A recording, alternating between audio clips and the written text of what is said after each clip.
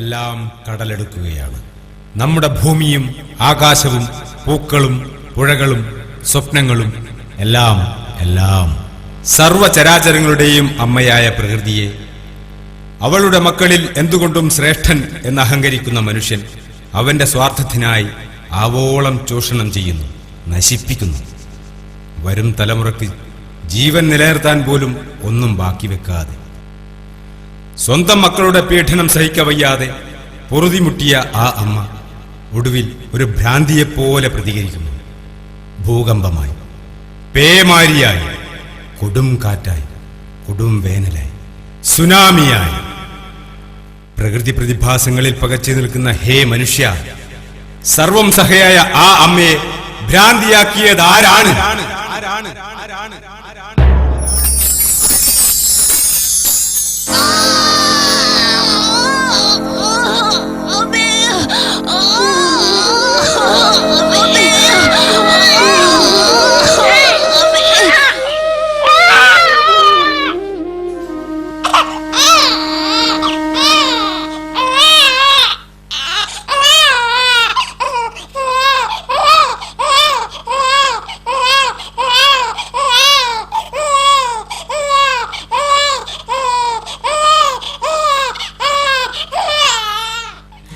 ആദ്യത്തെ പിള്ള പിറന്നു, ആരപ്പി വിളികളുയർന്നു, അമ്മ കണ്ണുള്ളു നിറഞ്ഞു, അമ്മിഴികളിൽ അശ്രു നിറഞ്ഞു.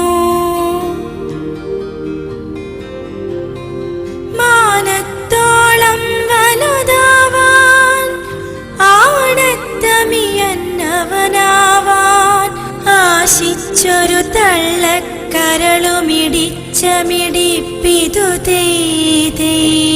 മാനത്തോളം വലുതാവാൻ, ആടത്തമിയന്നവനാവാൻ ആശിച്ചൊരു തള്ളക്കരളുമിടിച്ച മിടിപ്പിതു തേതേ. ഓമന തിങ്കൾ കിടാവോ നല്ല കോമള താമര പൂവോ, പൂവിൽ നിറഞ്ഞ മധുവോ,